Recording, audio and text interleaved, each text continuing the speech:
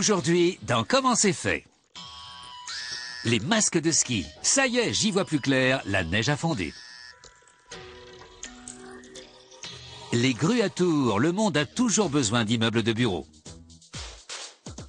Les figurines en porcelaine, ce ne sont pas des poupées, mais elles sont très fragiles.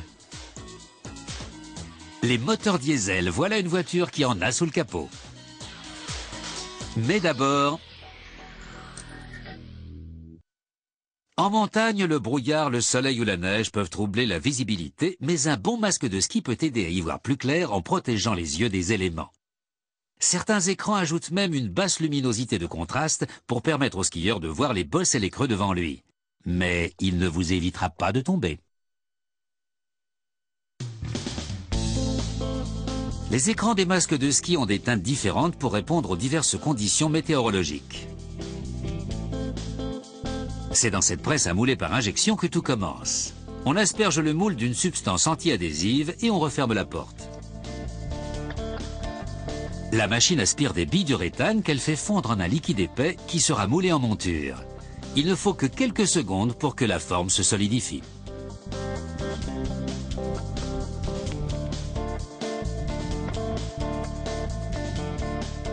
On coupe les morceaux inutiles avant de donner à la monture un look plus vivant.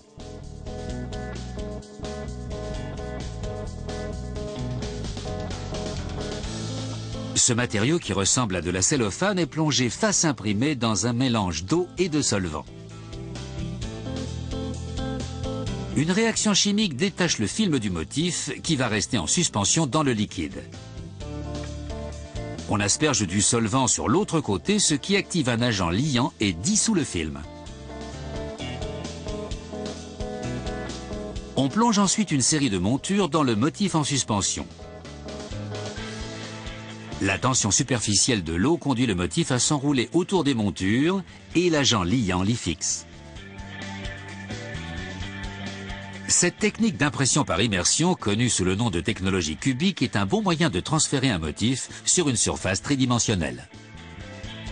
On rince ensuite les montures pour les débarrasser de toute trace de saleté ou de peinture. Et on termine avec une couche de lac incolore. Pour un look plus sobre, on peut toujours opter pour le blanc monochrome. On passe de la colle autour des orifices de ventilation pour poser la mousse. Elle empêchera la neige d'entrer dans le masque tout en permettant à l'air de circuler pour éviter la formation de buée. La mousse installée sur le pourtour est plus épaisse pour garantir l'imperméabilité du masque.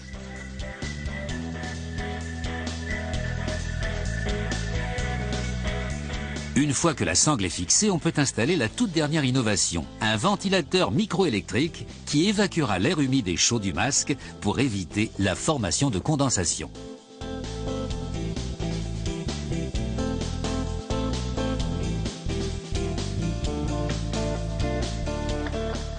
Le petit ventilateur est vissé dans la monture.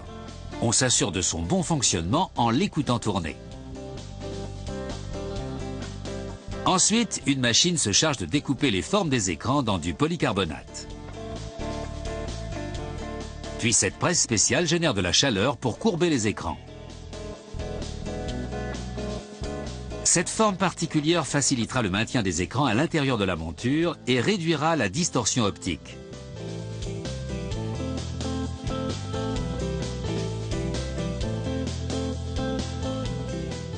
Le modèle des écrans a été prédécoupé dans cette mousse recouverte de lino.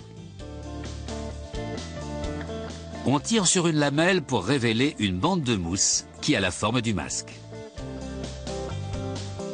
On applique ensuite un écran coloré sur la bande de mousse. De l'adhésif extra fort sur la mousse va la lier à l'écran.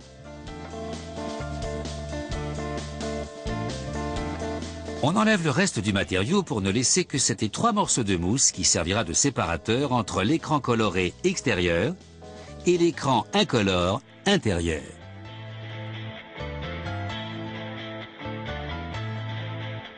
L'espace entre les deux écrans constitue une zone tampon censée empêcher la formation de buée.